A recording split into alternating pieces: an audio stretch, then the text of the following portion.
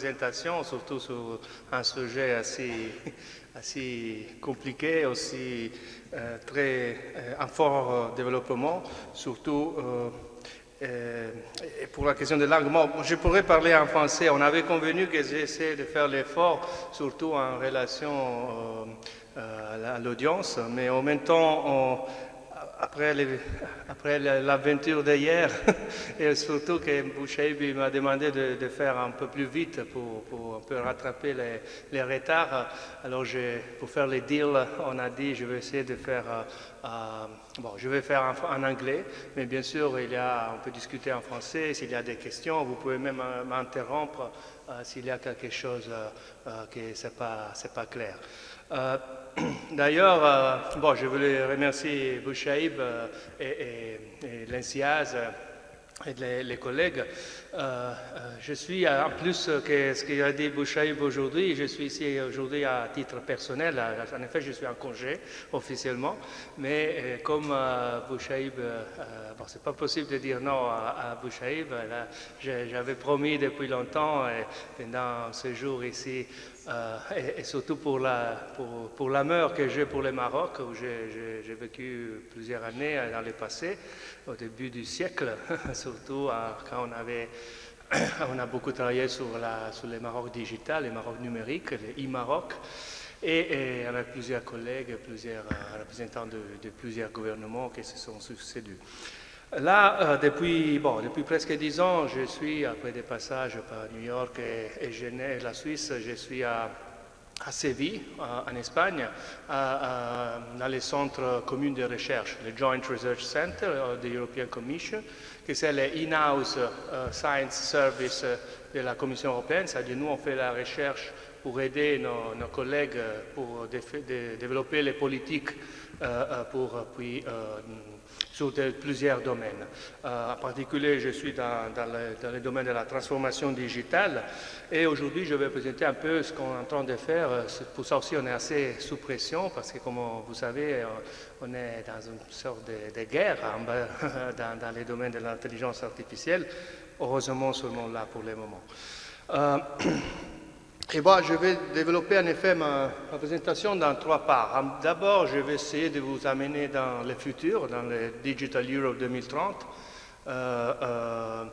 Et aussi, on va voir quelles sont les conséquences, les implications de la transformation digitale et de l'ouverture. Qu'est-ce qu'on veut dire pour ouverture, surtout en termes de gouvernance. Et puis, on reviendra aujourd'hui au début de l'âge de l'artificial intelligence. Et justement, je vais vous présenter un peu qu'est-ce qu'on est en train de discuter au niveau européen sur l'intelligence artificielle, parce qu'il soit human-centric, plus humaine. Et pour être plus humaine, il faut aussi une gouvernance plus humaine. C'est pour ça que I'll be back to the future to discuss this with you. I changed to English, so to be quicker. In 2010, we got a project, a research study. Je vais essayer de le faire en français. Après, si on va trop vite, on va trop lentement, je changerai sur l'anglais, je ne sais pas. Mais en effet, on avait fait un projet en 2010 sur la vision de l'Europe digitale 2030, où on avait défini comme axe d'impact, en effet, comment la société va réagir aux grandes transformations de notre époque, si on va vers une ouverture, plus de transparence, ou plutôt on va se fermer dans notre coin.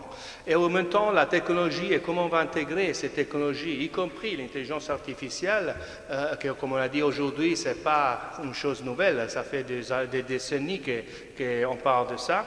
Il va être intégré dans les systèmes de politique, et si on va avoir ces systèmes un peu plus intelligents.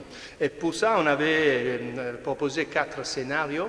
Un scénario un peu selon la philosophie de Thomas Hobbes, qu'on a un Léviathan, un Big Brother, qu'en effet, le gouvernement il peut nous contrôler, même décider pour nous qu'est-ce qu'il faut faire, ou bien c'est les grandes boîtes privées.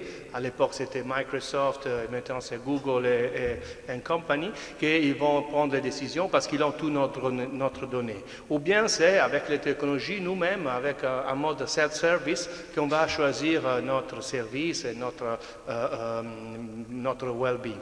Ou bien c'est une gouvernance ouverte, un peu à style athénienne, que c'est un peu la balance, un peu ça, c'est le monde idéal où on a des safeguards pour notre donnée, où l'État est vraiment celui qui choisit les grandes directrices, mais après c'est nous de décider avec notre liberté.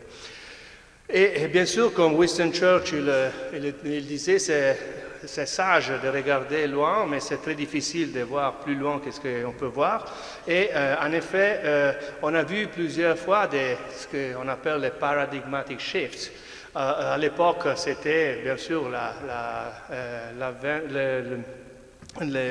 l'arrivée de YouTube et des technologies de social media. Après, c'était Mark Zuckerberg avec Facebook, que si on pense, c'est moins de 10 ans qu'il est déjà là. Et ça, c'est un exercice que je fais tous les années de regarder selon la person of the year on the time. Et bon, il y a eu des autres personnes aussi, mais à un certain moment, c'était les protesters of the so-called Arab Spring, où vraiment les social media, il avait fait espérer un changement de la gouvernance avec un soutien de la révolution dans plusieurs pays. Et puis c'était bien sûr Barack Obama qui, quand first day in office, signed the Open Government Declaration, made us all hope que les choses étaient en train de changer. Et en effet, on disait l'Open Gov, c'est le new normal, il faut seulement changer les comportements et un peu la société, en effet. Mais en effet, on n'est qu'au début, ou même, on n'est même pas à la moitié de cette route pour une société ouverte. Et même, je crois, on a fait des pas arrière. Certains moments, c'était Mme Angela Merkel, et bien sûr, on ne sait pas si c'est plus pour l'ouverture vers les émigrés, les réfugiés, ou bien un peu la clôture que certaines pensent pour les questions d'économie, d'austerity. Mais après, bien sûr, avec l'arrivée de Trump, on est sûr qu'on est un peu vers plutôt la clôture que l'ouverture. Maintenant, ça peut être blockchain, la person of the year, ou bien l'intelligence artificielle. Parce que ça, sur les trends, on ne peut pas aller dans une conférence sans parler de blockchain, intelligence artificielle, big data. Mais quel est exactement le potentiel technologique? Qu'est-ce qu'il faut faire pour exploiter ce potentiel? Et les politiciens, ou les policymakers, celui qui prend les décisions, ils ont des dilemmes parce que d'un certain côté, ils doivent gérer les risques en même temps qu'ils veulent innover et construire la confiance avec les citoyens. Il faut gouverner avec l'éthique, mais aussi l'éthique, il faut les gouverner, il faut réglementer. Et bien sûr, ce qu'on est clair, c'est qu'aujourd'hui, on a plus de données, et c'était clair ce matin, et on a plus de capacités computationnelles pour améliorer, en théorie, les policymakers. Mais en même temps, on est dans une situation, surtout si on le regarde du point de vue européen, des crises profondes. D'un côté, on a le Brexit, on parlait avec les représentants de l'ambassade ce matin, on a la croissance de plusieurs populismes en Europe. Moi, je suis italien et notre gouvernement maintenant, ce n'est pas un bon exemple des ouvertures aussi dans certains temps, et aussi c'est clairement basé sur la méconfiance des citoyens vers les politiciens, et c'est pour ça qu'il y a cette croissance de populisme. Mais on a Trump, on a beaucoup de guerres juste à côté, la Syrie plutôt que le Yémen, ils sont tous des conflits qu'on nous font demander si on est dans la bonne route pour cette gouvernance ouverte qu'on espère. Alors, si on a appris quelque chose et pour le futur, et de cet exercice pour le futur, c'est que bien sûr, il faut enable les conditions technologiques pour ça, il faut créer les conditions pour anticiper aussi les conséquences négatives de cette révolution digitale, mais en même temps, il ne faut pas avoir peur, il faut embrace, il faut gérer ça, ces processus, et aussi des fois, il faut se laisser porter par les processus, que c'est quelque chose que surtout si on regarde le secteur public, ce n'est pas évident. Mais là, surtout quand on parle d'intelligence artificielle, il faut aussi vraiment exploiter les data-powered intelligence que les technologies et l'abondance des données ils nous donnent et surtout regarder qu'est-ce qu'il est l'impact sur la société aujourd'hui et en prospective. Pour ça, le président de la Commission européenne, Jean-Claude Juncker, il a commencé l'année passée un débat interne et ouvert au public sur le futur de l'Europe. Et dans ce débat, il y a clairement un rôle fondamental pour la transformation digitale, parce que tous les secteurs, on a vu ce matin l'agriculture plutôt que la construction, les transports, ils sont tous affectés profondément dans les changements technologiques. Et si on veut considérer ça l'âge de l'intelligence artificielle, et on ne peut pas que rappeler le warning avant de mourir de Stephen Hawking sur le fait que si on veut vraiment que l'intelligence artificielle ne soit pas la dernière invention de notre civilisation, il faut la gouverner bien, parce que sinon ça pourrait être la pire des innovations technologiques. Ici, on a aussi une working definition qu'on a commencé à développer à l'intérieur de l'Union européenne, aussi parce qu'il y a beaucoup de confusion aussi. Qu'est-ce que c'est l'intelligence artificielle? Est-ce que c'est seulement le machine learning? Ou bien avec le deep learning, c'est quelque chose de différent, etc. C'est clair qu'il y a un potentiel énorme. Ce matin a été mentionné dans les domaines les plus variés, dans l'agriculture, les airports. Justement, l'aventure d'hier soir, il fait réfléchir que si on met un peu en place une intelligence artificielle et humaine un peu plus coordonnée, on aurait évité beaucoup de problèmes. Mais dans la santé, il y a déjà des développements très avancés dans les machines intelligentes, dans les factories, les smart factories, l'industrie 4.0, etc. Il y a des estimations, bien sûr, que l'impact économique, ça va être énorme. Au niveau mondial, on parle entre 6,5 et 12 trillions annuellement d'impact économique de l'automation. Mais bien sûr, en termes d'investissement, nous, on sait qu'en Europe, même si au niveau des recherches, on est dans l'excellence, mais en même temps, on n'est pas en train d'investir comme les Chinois ou les Américains. Et en effet, si on regarde ça en chiffres, on voit qu'on est beaucoup moins en termes d'investissement par rapport aux États-Unis, au Canada et l'Asie. Mais on voit que ces marchés se développent très vite. Et si on regarde les chiffres des venture capitalists qui investissent dans les domaines, c'est effrayant.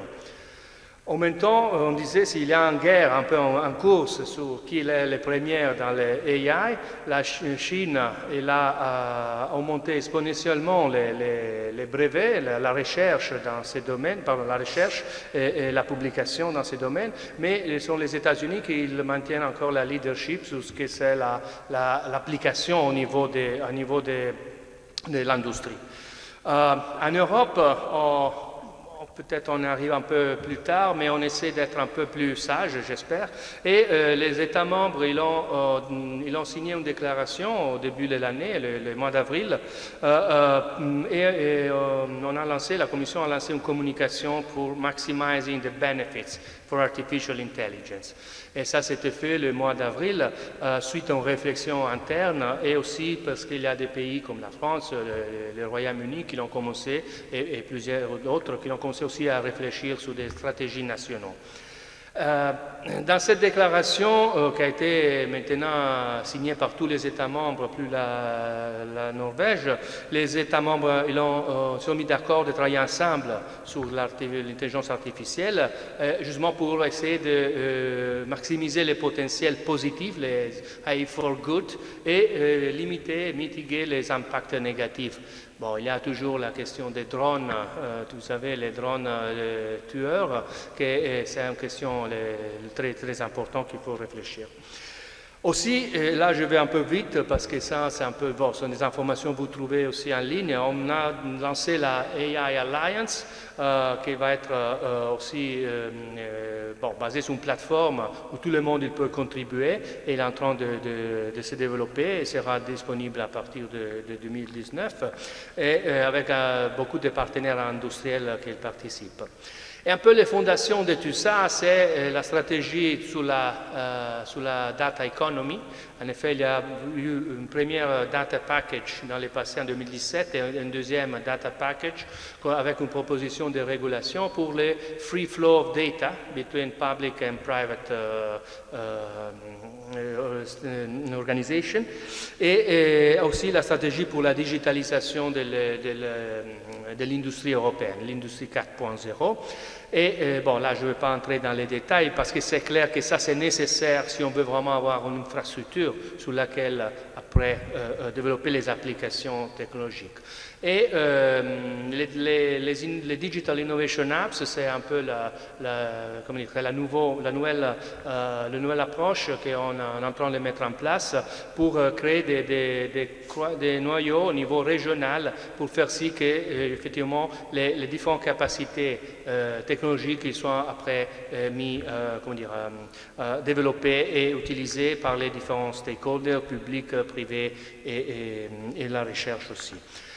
En termes d'investissement aussi, la Commission a proposé de développer les ressources et dans le programme Digital Europe, qui c'est en discussion maintenant par les États membres pour les périodes 2021-2027, il y aura 9,2 billions d'euros sur la technologie et de ça 2,5 sur l'intelligence artificielle. Et tout ça doit générer aussi un effet de leverage pour faire si que aussi le secteur privé entre dans ce débat. Et comme je viens du secteur public ou bien de la réforme du secteur public, les gouvernements et le secteur public et l'innovation dans le secteur public, c'est fondamental. Et ça, c'est pris en considération au niveau de la stratégie pour l'Europe digitale du futur. Il y a aussi eu en 2017 la déclaration de Tallinn en Estonie où justement pour maximiser les effets sur les citoyens, on a décidé, les États membres ont décidé de focaliser les services publics selon les besoins des citoyens. Ça veut dire aussi changer un peu les paradigmes du gouvernement électronique. Bon, un peu la proposition qui a été faite par notre collègue de l'European Political Strategy Center, qui a donné un peu le début de la réflexion interne de la Commission, c'était d'axer la stratégie sur 4 piliers, le support, educate, enforce and steer. Bon, très brièvement, là, c'est disponible un policy brief sur ça, mais en effet, pour relancer le développement de l'intelligence artificielle en Europe, il faut bien sûr faciliter l'accès aux data, et ce qu'il disait tout à l'heure, et faire aussi qu'il y a une infrastructure d'investissement claire et de un cadre réglementaire aussi approprié. Le développement des apps, comme on a dit, et l'excellence dans la recherche et la création d'une plateforme, comme on a dit, on est déjà en train de développer. Sur l'éducation, et ça, le vice-président il a dit tout à l'heure, et vous savez aussi, ça c'est pour vous, le futur de beaucoup de des disciplines, c'est dans l'intelligence artificielle et pas seulement des disciplines technologiques. En effet, c'est très multidisciplinaire. Nous, aujourd'hui, on cherche de prendre des philosophes, des psychologistes, des gens qui ont aussi cette capacité, parce que c'est les changements de comportement qu'il faut prendre en considération depuis le design des technologies et comprendre comment ça peut nudge, un peu pousser les comportements des citoyennes. Et en Europe, on a un manque de talents, de skills dans ces domaines. Alors ça, pour vous, c'est une opportunité. Bon, il y a d'estimer qu'il parle de même 750 000 vacancies dans les IT industry et surtout dans data science et predictive analytics et intelligence artificielle en général. Il y a vraiment une nécessité énorme parce que aussi les universités européennes ne sont pas encore orientées à ça. Il n'y a pas assez de systèmes éducatifs qui prennent ça en considération du début. Et sur l'enforcement, c'est aussi de moderniser les institutions, ça aussi revient avec la réforme du secteur public, mais aussi de réduire les asymétries de pouvoir et la competition law, que c'est un des éléments fondants de l'Union européenne, il doit aller un peu au-delà de ce qu'on appelle l'exceptionnalisme. Ça veut dire, on sent des fois qu'il y a une amende à Apple ou à Facebook ou à Google, mais ça ne doit pas être justement l'exception, ça doit être la règle. Il faut suivre les règles et surtout les principes et les valeurs qui sont fondants de l'Union européenne.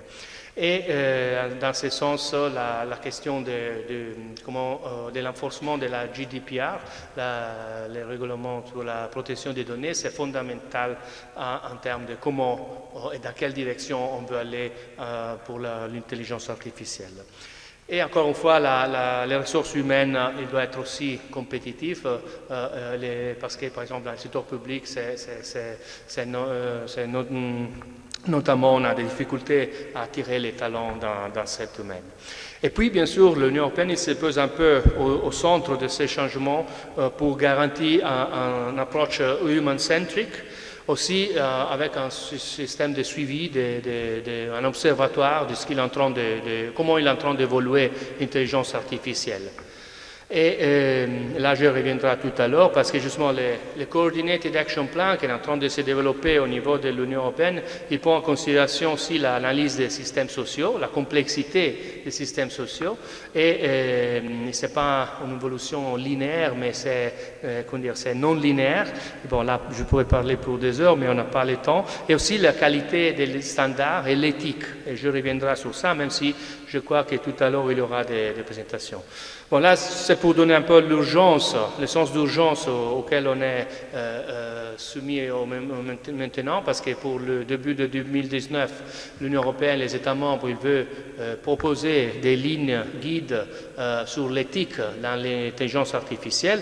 Il a été créé un groupe d'experts high level sur ça, qui est en train de travailler sur plusieurs chantiers.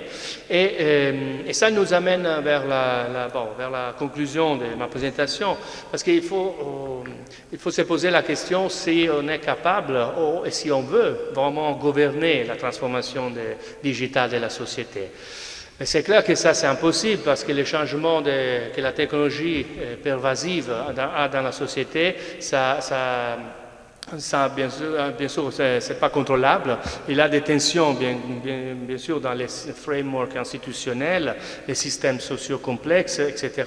Mais il y a beaucoup d'opportunités, mais aussi des risques associés à tout ce nouvel paradigme où on a du côté les data deluge, de l'autre des systèmes de computation et de modeling et analytics beaucoup plus puissants que dans le passé, mais aussi des risques associés à tout ça. Aussi, on est dans une situation où il faut se demander si vraiment on est en train seulement de changer comment dire, d'une manière évolutive, aussi vraiment dans un changement primordial de l'essence de la nature humaine elle-même. Parce que c'est clair qu'on est dans cette phase, dans ces crossroads entre être humaine ou monter par les technologies ou être des parties d'une machine plus grande.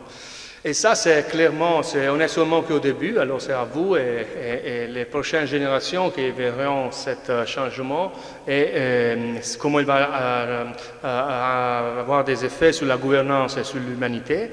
Et nous, on est en train de mener, bien sûr, des études de prospective en essayant de prendre en considération aussi avec la participation des étudiants ou bien des gens qui travaillent dans les terrains, quels sont les changements qu'on pourrait imaginer dans le futur, et surtout après le 2030, surtout pour éviter ce qu'on appelle les dark scenarios.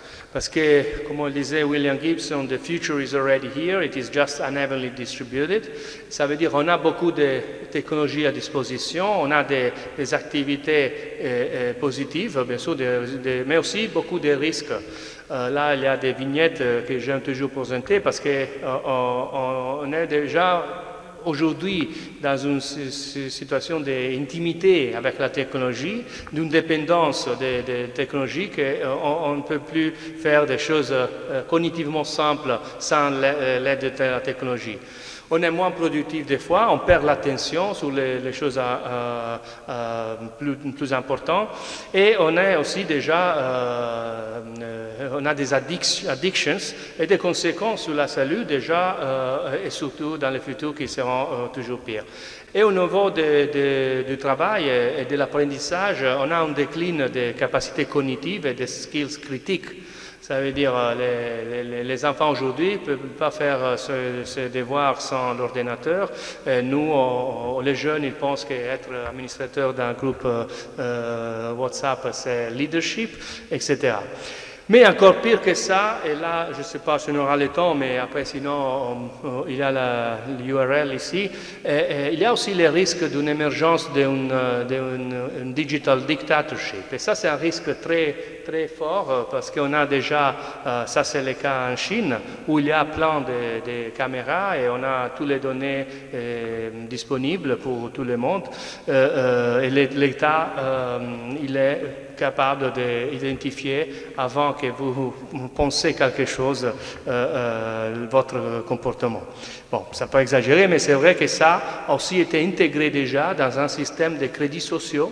Ça veut dire si tu es un bon citoyen ou pas, ça dépend de comment tu réagis et c'est pas quelque chose que tu peux dire moi je fais ça ou ça parce que c'est vraiment tout transparent. Mais transparent, tellement transparent qu'on risque d'entrer dans une situation où la vie privée, les concepts même d'identité et de vie privée est mis en discussion. Pour ça, il faut aussi, et ça c'est, j'arrive à terminer, c'est la nécessité très urgente de trouver une gouvernance humaine plus cognitive, où vraiment on utilise les pouvoirs des données pour générer de valeur publique.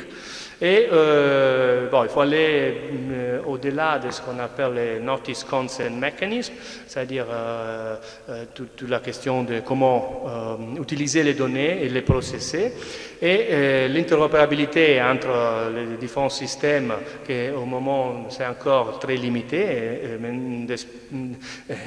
même si on parle de ça avec Bouchaïb, ça fait 15 ans, 20 ans qu'on faisait des cours sur l'interopérabilité en e-government.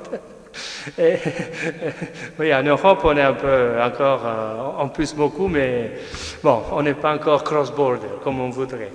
Et ça, pour revenir sur l'intelligence artificielle, la convergence entre ce qu'on appelle la function-oriented AI et le human-centered AI. Et là, il y a aussi une question éthique, bien sûr, une question des règles de la gouvernance et des principes et des valeurs qu'on veut mettre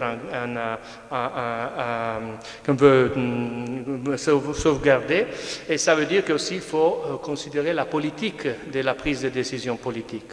Et aussi la possibilité vraiment de passer ce que j'appelle la stupidity of the crowd entre une véritable intelligence collective cognitive. Et ça veut dire aussi qu'il faut aller, être ouvert aussi à plusieurs et différentes expériences, parce que sinon on risque, et ça c'est l'exemple classique des bias qui sont inhérents quand on fait le design d'un système informatique, et ça sont répliqués et augmentés par les systèmes d'intelligence artificielle.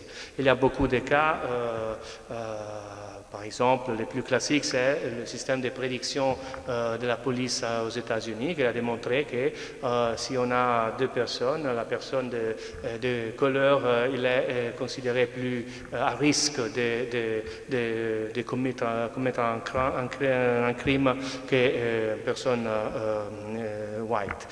Et ça veut dire, pour conclure, qu'il faut chercher, et ça commence dans les moments que vous désignez, vous pensez les systèmes d'intelligence artificielle, de penser ça comme un soutien pour augmenter les capacités cognitives des humains plutôt que remplacer avec les machines certaines fonctions fondamentales. Et ça, bien sûr, il faut se projeter vraiment dans le futur. Ce n'est pas 2030, c'est 2050, 2100, où il faudrait avoir un peu une time machine comme dans les Star Trek. So, we call for Beam Me Up Scotty, aller dans un monde différent et voir qu'est-ce que les décisions que nous sommes en train de prendre aujourd'hui, qu'est-ce que l'impact ils auront dans le futur de nos enfants et des enfants de notre enfant. Et c'est justement pour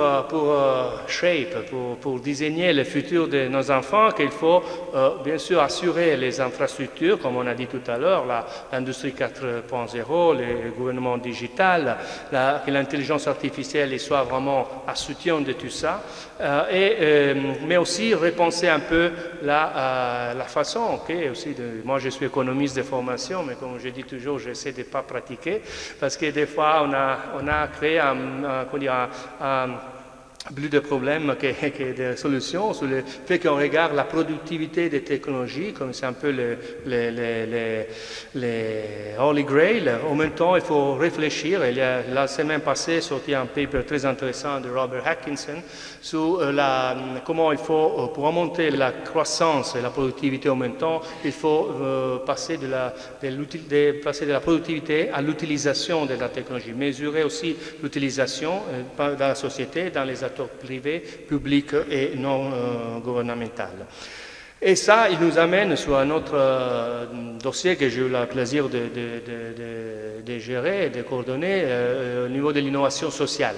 L'innovation sociale ICT enabled. L'année passée à Lisbonne, on a eu le plaisir, avec le commissaire Carlos Moedas et aussi le président Juncker, de lancer un peu certaines initiatives dans ce domaine, donner l'importance à cette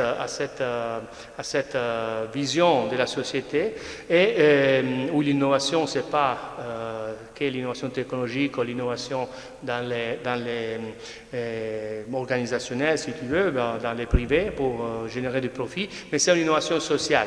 Et c'est pour ça que la semaine prochaine, dans 2 semaines, à Séville, on va un suivre de ça, que c'est la conférence sur Beyond in Imagination et Social Innovative Europe. You're all welcome.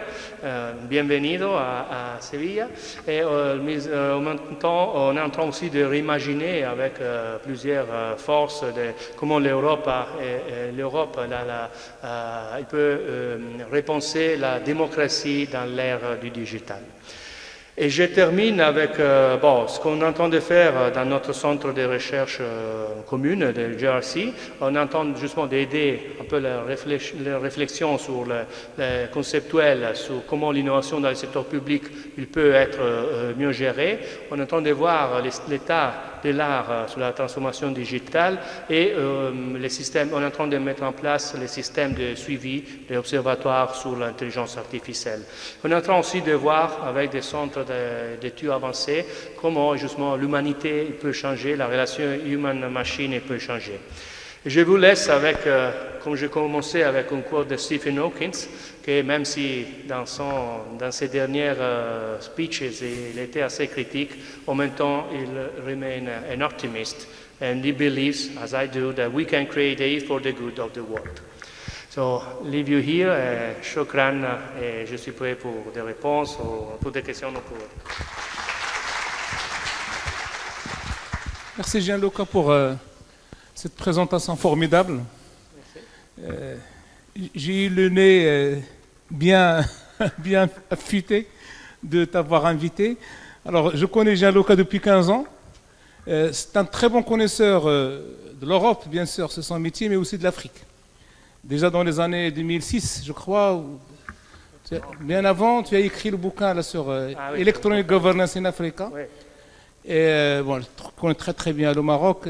Et il était aussi le précurseur, celui qui a lancé le premier master, ça c'était à l'EPFL en Suisse, le premier master IGOV, intercontinental. C'est un master international où il y avait des modules qui étaient faits dans plusieurs pays européens.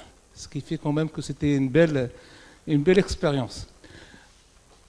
Je vous le laisse pour des questions, si vous en avez.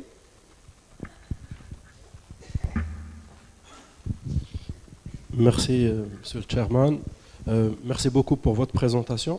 En fait, aujourd'hui, il y a une théorie qui dit que si un pays ne se digitalise pas, le risque d'immigration de ces jeunes va augmenter. Donc, si on digitalise, on a un développement économique et les salaires augmentent et donc on attire les jeunes. Et si on ne se digitalise pas, eh bien, les flux migratoires de ce pays vont augmenter et donc finalement, le fléau d'immigration dont souffre l'Europe est impacté directement. Donc, est-ce que l'Union européenne, elle a un petit peu des remèdes pour aider les pays à se développer, à se digitaliser, pour anticiper et freiner ça? Première question. Deuxième question, je dis à mes étudiants, si vous voyez que votre job, et on commence déjà à voir sur le marché des gens qui sont expulsés de leur job et ils ne comprennent pas pourquoi. Et en fait, ça vient, je leur dis, si vous voyez que votre job peut être automatisé ou automatisable en moitié, quittez ce job. Est-ce que vous avez des directives vis-à-vis de cette, je veux dire, évolution du nouveau job avec l'intelligence artificielle, vision européenne? Merci. Une autre question dans le même... La suite. C'est son petit frère, donc c'est normal. Bonjour, Salah Baina, professeur à l'ENSIAS. Je vais juste rebondir sur la dernière question de mon grand frère Karim. Moi, j'avais la même question, mais pour l'Union européenne. C'est-à-dire qu'aujourd'hui, l'intelligence artificielle n'est pas censée remplacer les robots, enfin les ouvriers, les cols bleus, etc. On a des expériences avérées d'intelligence artificielle pouvant faire le travail d'un avocat, d'un juriste. Et donc, quid de l'intelligence artificielle dans la gouvernance? C'est-à-dire, si vous voyez que votre job peut être automatisable, moi je dis que le risque de l'automatisation qu'apporte l'intelligence artificielle, c'est dans le mid-management, voire plus haut. Donc, si mon travail, c'est juste d'analyser des rapports qui soient éthiques, juridiques, réglementaires, pour extraire l'essence de la loi, hein, l'esprit de la loi et non la loi, aujourd'hui, des intelligences artificielles arrivent à faire ce travail. Et donc, est-ce que l'Union européenne se prépare, peut-être, parce qu'on se prépare à la transformation du monde, mais est-ce qu'on est conscient qu'on fait partie de ce monde et que peut-être que la réglementation elle-même peut changer de forme, que ça peut devenir une réglementation artificielle? Merci. Bon, ce sont des questions très pertinentes et très difficiles à répondre, en effet. Bon, moi, je vais donner mes opinions personnelles, parce que bien sûr, c'est un problème, l'Union européenne et tous les pays du monde, ils sont en train de voir, c'est la question de la démographie d'un côté et les flux migratoires de l'autre, et bien sûr les changements que la technologie est en train d'amener dans le monde du travail. Et ce qui n'est souvent pas trop pris en considération, et là finalement dans la communication ça a été mis en évidence, et nous, bon, moi j'ai personnellement travaillé sur ces sujets, c'est aussi comment le monde, les welfare systems, la protection sociale, il est en train ou pas de s'adapter à ces changements. Parce que, et surtout en Europe, que quand même on a eu un modèle social assez garantissant, et ça c'est un problème qui se pose, question de justement, c'est le fait qu'on a une démographie, on a un aging, et on a ces changements dans le monde du travail, et les pensions ne sont pas disponibles pour tout le monde, il faut repenser tout les systèmes. Il y a beaucoup de propositions qui ont été faites, les fameux de taxer les robots par exemple, et ça c'est une question, je crois que c'est fondamental, parce que moi, comme je vois les choses, et dans le futur, il pourrait, j'espère qu'on doit s'imaginer que le travail changera complètement, c'est-à-dire qu'il ne faut pas aller au travail le matin à 8 heures et sortir à 5 heures, mais avec et ça on a déjà des données, hein, on peut regarder les digital platforms qui sont en train de changer vraiment la relation entre les employés et les employeurs, avec beaucoup aussi de conséquences négatives, parce que justement, s'il n'y a pas de règles pour garantir les employés qui sont des micro-task performers, ça montre, ça risque de leur donner des jobs de deuxième niveau. En même temps, s'il n'y a pas une garantie aussi, c'est qu'ils n'auront jamais la pension, ils n'ont pas, s'ils tombent malades, ils n'ont personne qui garantit, c'est-à-dire les garanties sociales, et sous ça, et là, il faut un mariage qui est en train de se développer entre la transformation digitale, toutes les politiques pour incentiviser ça, mais aussi ce qu'on a lancé en Europe l'année passée, l'European Pillar of Social Rights.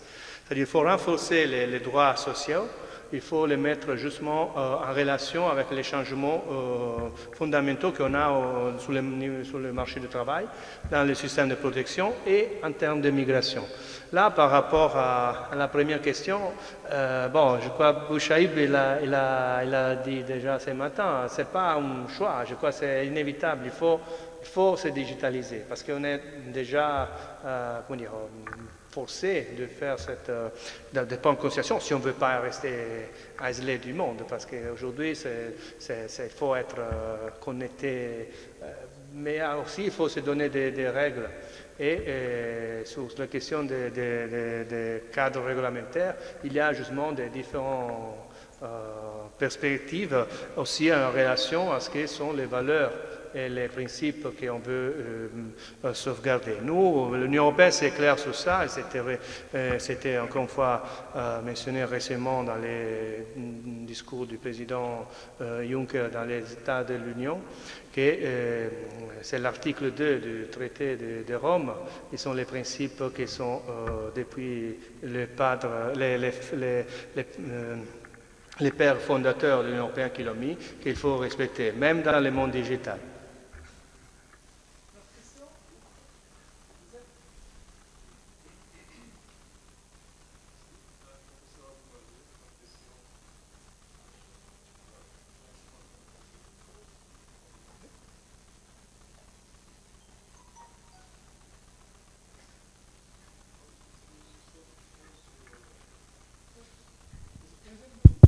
Je sursaute justement sur cette asymétrie du pouvoir, et qui fait que justement l'intelligence artificielle peut être une chance énorme pour démocratiser le relationnel interhumain, je dirais même géopolitique. Et à cet effet, je rejoins mon collègue qui a exprimé les souhaits de revoir non seulement le Maroc, mais l'Afrique autrement. Le problème qui se pose pour les pays en voie de développement, et là je parle du Maroc et je vais parler de la problématique formationnelle, c'est qu'on est limité par le coût technologique des HPC en l'occurrence. Et de ce fait, l'action de nos décideurs, particulièrement au niveau du ministère de tutelle, reste extrêmement timide. Donc c'est un appel de les sensibiliser à ce niveau-là, d'autant plus que personnellement j'ai une expérience assez particulière, étant donné que j'ai conçu et coordonné un master de chem informatique, et je peux vous dire que ça a donné une portée extrêmement faramineuse qui avait même un effet positif, je dirais, sur l'Union européenne, sans vouloir pour autant être, sans pouvoir faire l'intéressant. Comme quoi, aussi petit qu'on peut être et aussi modeste qu'on peut être, on peut apporter beaucoup à l'Europe, pourvu qu'elle soit elle-même sensible, d'autant plus que la pression des États-Unis, du Canada et de l'Asie, comme vous le dites, est omniprésente. Merci.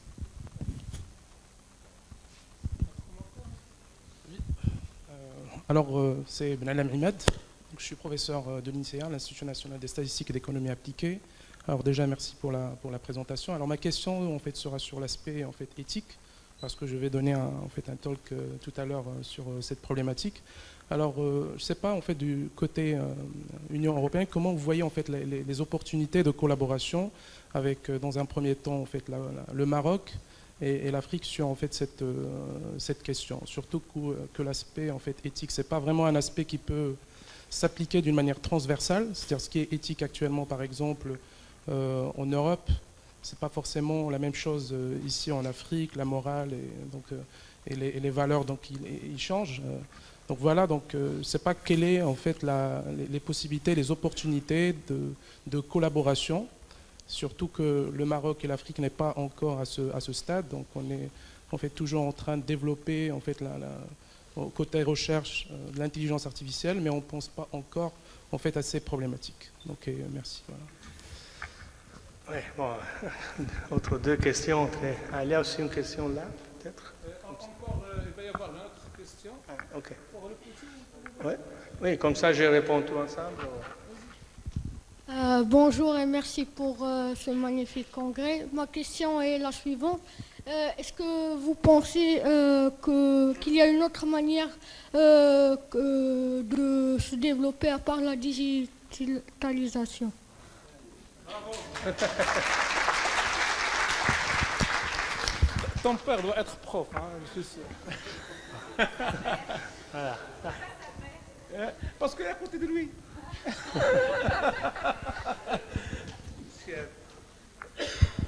Merci. Oui, oui, oui. Je tiens à vous remercier en fait pour votre présentation. Je voulais parler un petit peu de cette asymétrie en fait. Aujourd'hui, chacun de nous, il contribue en fait et alimente en fait les données des réseaux sociaux. Et donc chaque seconde, on a de la data qui va nourrir des systèmes, des systèmes intelligents qui sont détenus par ces opérateurs, pour ne pas citer leur nom. Donc, quelles solutions adoptons-nous pour réduire cet écart? Parce que vous avez dit en fait que l'intelligence artificielle est nourrie de données, la disponibilité des données, donc la recommandation, il faut ouvrir les données, il faut protéger également en fait la vie privée des utilisateurs. Mais si on n'a pas ces plateformes propres à nous, chaque seconde, on est déjà, on ne peut pas gagner. En fait, on ne peut pas, c'est-à-dire réduire l'accès aux données. Donc, normalement, moralement, éthiquement parlant, il faut que ces opérateurs, puisque tout le monde a contribué donc, pour alimenter ça, on a le droit d'avoir en fait nos propres données pour qu'on puisse nous-mêmes l'exploiter. C'est-à-dire, je vais résumer sur le fait que lui, il savent beaucoup de choses sur nous, alors que nous, lui, en fait, qu'est-ce qu'ils ont fait? Ils ont mis en place une plateforme. Ils ne sont pas des producteurs de contenu. Et tout le monde il contribue pour alimenter ces plateformes et on n'a pas accès à ces données-là. Bon, j'ai demandé aux différents orateurs de réduire leur speech de 5 minutes, je vais leur réduire. Ok, je vais répondre à ça, même si ça... Alors, ça sont les grandes questions qui sont très chaudes. Alors là, encore une fois, c'est mon opinion personnelle, parce qu'il y a des débats aussi au niveau politique, entre même les États membres. Il y a des différentes positions, si on veut, et quand on sort de l'Union européenne, encore plus, comme vous savez. Et, alors, en commençant pour la dernière intervention, là, c'est clair que, bon, c'est clair, à mon avis, c'est clair qu'il faut justement mettre, cet pouvoir des données, il faut être mis ensemble, parce que sinon on a justement les asymétries on discutait tout à l'heure. Et ça, sur ça, il y a beaucoup la GDPR, c'est le premier pas pour que ça soit mis en place, après par les États membres et les différentes juridictions, si on veut. Il y a des questions légales, éthiques, mais aussi des conveniences par tout le monde. C'est pour ça les deuxième data package, il va dans cette direction, mais ça c'est encore en train de se développer, ce n'est pas encore officiel. Il y aura aussi la réforme quand même en Europe de la Public Sector Information Directive, c'est-à-dire comment, parce que souvent il y en a que des données sur une ville par exemple, ils sont gérés par tout le monde sauf que la ville. Qui n'a pas les données pour gérer les services citoyens. Et c'est clair que ça, c'est un problème qu'il faut adresser. Et ça ne veut pas dire qu'il ne faut pas promouvoir l'innovation, surtout des petites entreprises et des startups innovants qui souvent ils sont un peu mis en deuxième arrière parce que justement les données sont toutes dans les grandes plateformes. Il y a une question de gouvernance de l'intelligence artificielle et de la gouvernance des données qu'il faut prendre ensemble. Ça vient aussi en relation aux questions du développement et de l'éthique. Sur l'éthique, bien sûr, il y a c'est clair que les différentes cultures, ils ont peut-être certaines peculiarités, mais c'est clair qu'il y a des principes qui sont fondants.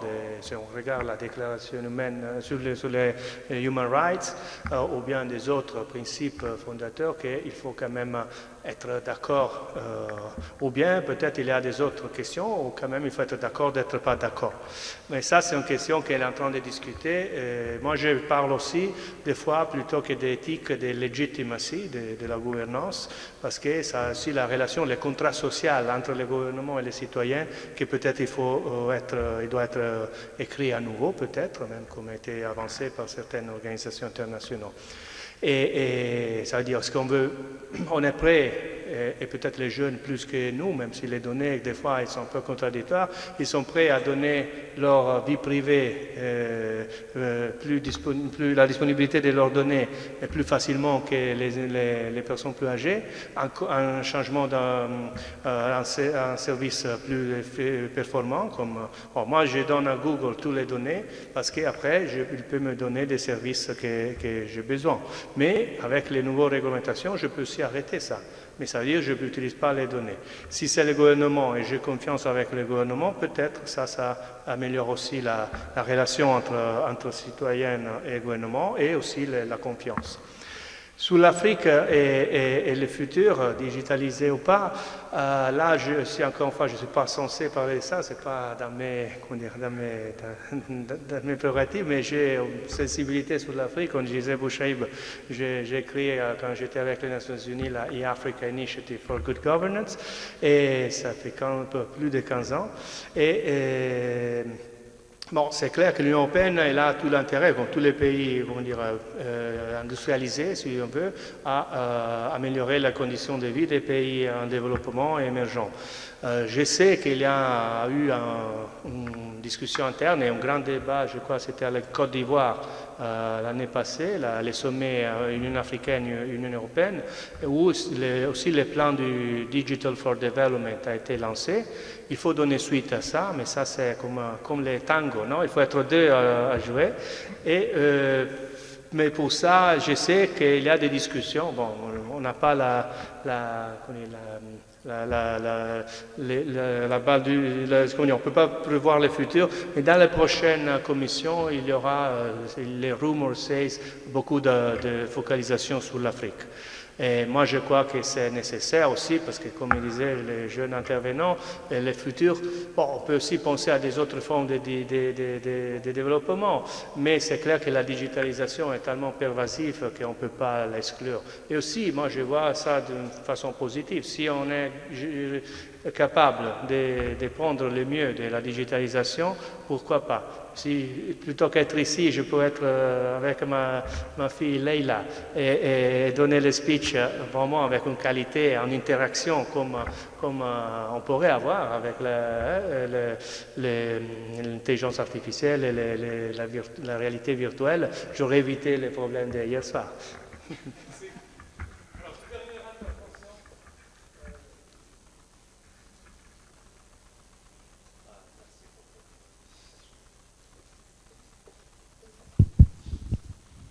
professeur Hassani de l'NCS.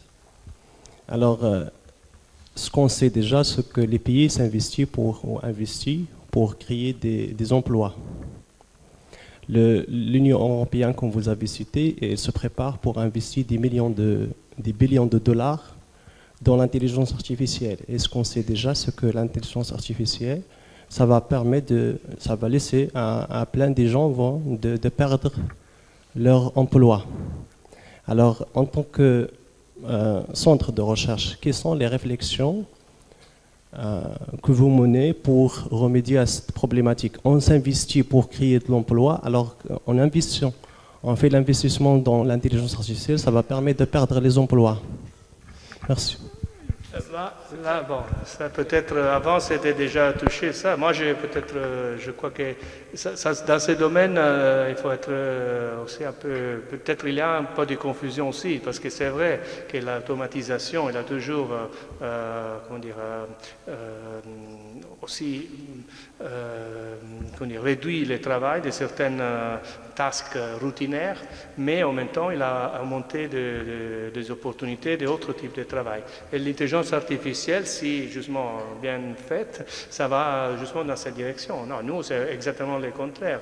Et moi, je crois que c'est vraiment de changer, utiliser les technologies pour augmenter la croissance et l'emploi. Emploi de qualité plutôt qu'emploi de routinaire, que ça peut être fait mieux par des machines. C'est clair que ça donne une tension aussi dans certains pays où les salaires ils sont, c'est plus cher peut-être prendre une machine plutôt qu'une personne pour faire un travail, mais en même temps ça donne aussi un plus pour changer aussi les systèmes du marché du travail et de protection des droits sociaux. Je crois que ça c'est vraiment inévitable, c'est une disruption, mais aussi il faut la contrôler parce que si on prend là on l'appelle le cas de l'ubérisation de la société. Ça risque de nous amener dans une société dans le passé plutôt que dans le futur. Merci. Je laisse les questions pour après, s'il y en a d'autres questions. Alors, des éléments de réponse, parce qu'il y avait